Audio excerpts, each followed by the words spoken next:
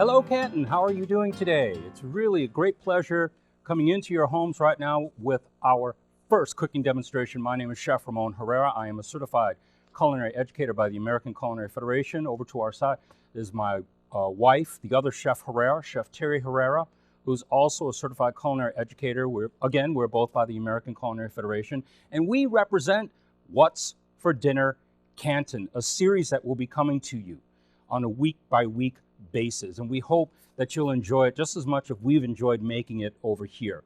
Now, today's demonstration is going to be all about the summertime, and we want nice cold salads, but we want a little sustenance to it. We want a little beefiness to it, if you will. Pardon the pun there. So what am I saying? I am saying that we're going to be adding a lot of protein to it to make something that is filling, and yet at the same time something nice, robust, and light. Now, before we get into it, the first thing what we're going to be doing, we're going to be making the marinade. Now, this antipasto salad that we are making today is a chicken Greek-style antipasto salad. Now, there are some adjustments that we are making because I want to make everybody happy. Cooking brings everybody together, and that's exactly what we're going to be doing today. Now, as far as our mustard vinaigrette, and I love mustards, we're going to be starting off with some very, very simple ingredients. Okay, first, extra virgin olive oil. A lot of people say, well, how can you tell the best extra virgin olive oil? Usually the ones that are more of a yellowish and less away from a greenish kind of tint to it means that it's been on the first press, hence the term extra virgin olive oil. Second, I love using, when we're using vinegar, I love using apple cider vinegar, okay? And then we do have some fresh garlic here. And the mustard that we're using today, I got this mustard, I obtained this mustard from the east side, and it was a really, really cool place. It's actually a jalapeno mustard. Now, can I just use regular mustard, Dijon mustard, bourbon mustard, whatever? Any mustard you like, whatever turns you on. That's the beauty of cooking. Now, oh, one more thing. If you can cut the piece of tarragon. It's right behind me, right here. Sorry. What we did this summer, and I wish I could bring you all over to my house, we use a lot of fresh herbs that are in our garden. And one of my favorite herbs, thank you, ma'am, is tarragon. I love using fresh tarragon. I love growing fresh tarragon. I mean, it's much more reasonable to do.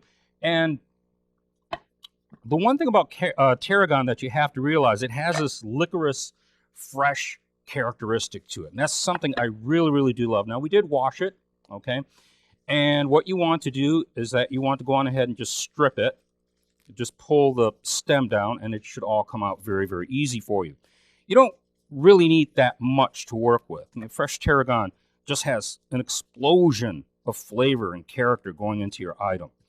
Now, what we're working with today, you probably recognize this in some of the homes, in some of your homes, excuse me. I really don't like using blenders that much. To each his own. If you have a blender works very, very well. If you have a food processor works very, very well. I like using, you know, our little ninja gizmo right here. So what we're going to do, we're going to go on ahead. We're going to take our jalapeno mustard. I like being just a little bit heavy with this. And a majority of the items, or dressings I should say, or marinades that we're going to be working with are classified as vinaigrettes, okay?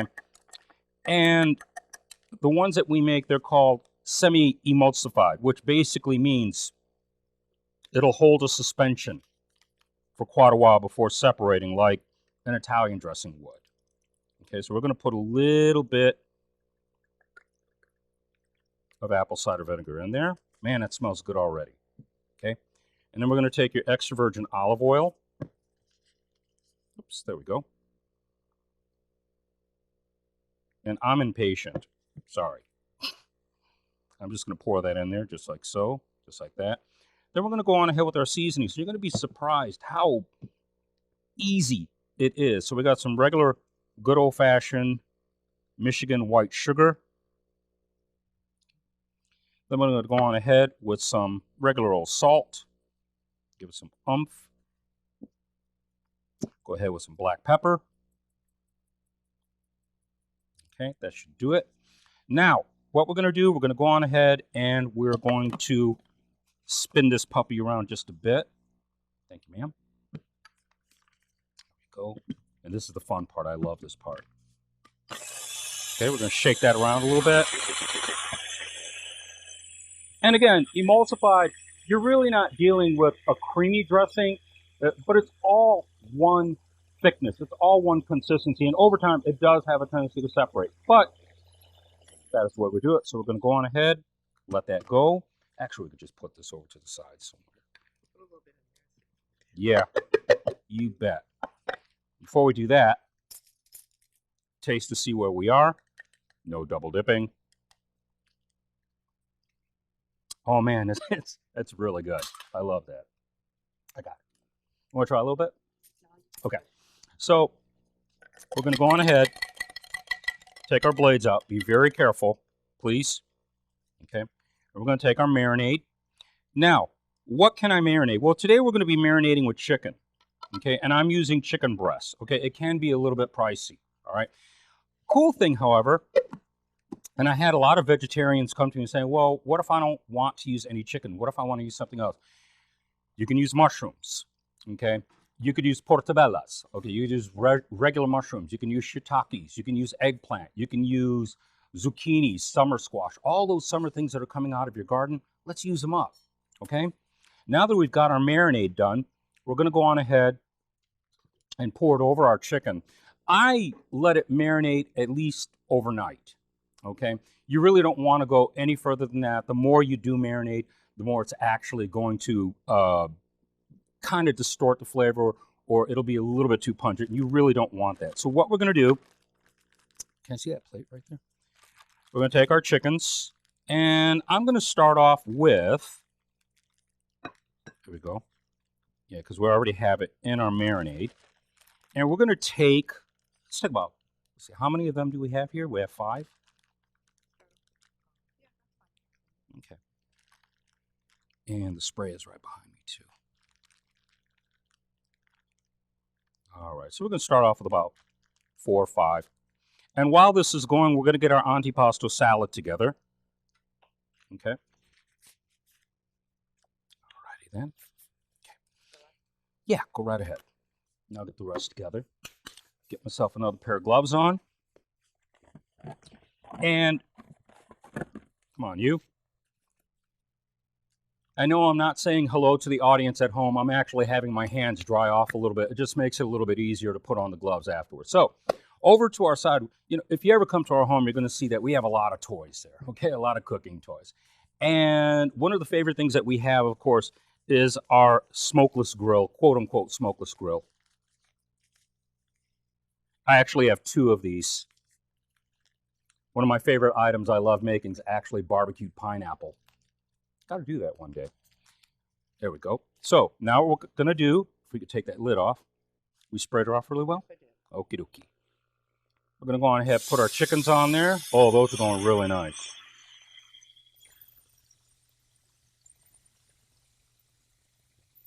In there. Oh, that's going to be beautiful. Okay. Okay, all right. Thank you. And next, what we're going to do, we're going to start getting our antipasto salad together. Now, before I get into it, some of you will probably notice, you know, the decoration on the side. No, it is not fake. That actually is a real watermelon. Okay. It's actually an art. It's known as Thai fruit carving. Okay. And it was something that I've been practicing for the past 20 years. I think I barely got the hang of it myself. All right. Now, our ingredients. First, what we're going to start off with, can I see a little paper towel, please? Let me get a second. Fresh mozzarella cheese. This mozzarella cheese, they call it pearls. I mean, you can get them big if you like.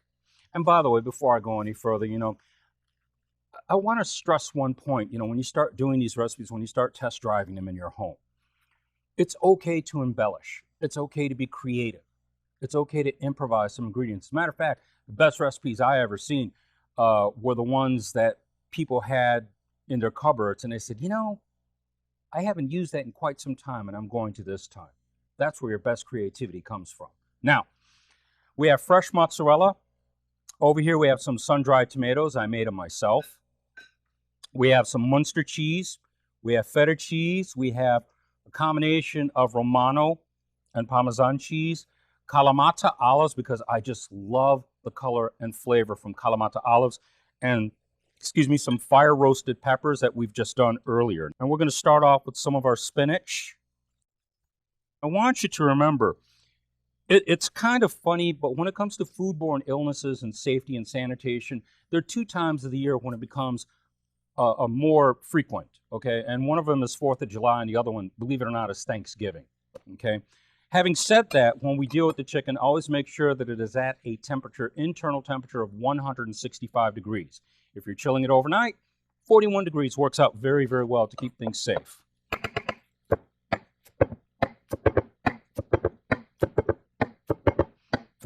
Now, for those people who are not very knife savvy, okay, once again, spinach, but for those people who are not very knife savvy, can I just tear my spinach instead? Yeah, absolutely. But remember one thing when you're dealing with spinach, you want to tear the spinach. Don't twist it, okay?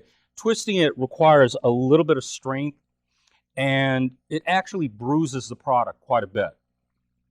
Next, our next salad green we're dealing with is arugula. I have this growing all over my garden. And I meant to bring it over here today, but if you ever get a chance to invest into a salad spinner, do it, okay? Even when they wash them at the store, wash them again anyway. It keeps them fresh a lot longer and tastes better too. Once again, with the arugula, for those people who are not familiar with arugula, arugula really has that wonderful, nutty, kind of spicy, rich flavor to it, along with the mild spinach, and they just marry into a very, very, very nice combination. Now, if you're emailing me, and we'll go over our contact information in just a bit, if you're emailing me, you'll probably find out, well, wait a minute, Chef, on the original recipe you had pasta in there. Well, my friends here, I have a couple that have egg allergies, okay, and I've been finding out that egg allergies as well as celiacs and other types of allergies that are out there are becoming very, very commonplace in our world today. So for today, we're going to go on ahead and forego the pasta. What kind of pasta should I use? My favorite is gemelli pasta, but you know what? And if you're not familiar with gemelli pasta, it actually is kind of like a twisty pasta. It looks just like that. You can use rotini, you could use macaroni, you could use flat egg noodles, whatever you have. All right, so here we go. We're going to go on ahead first with our feta. Okay.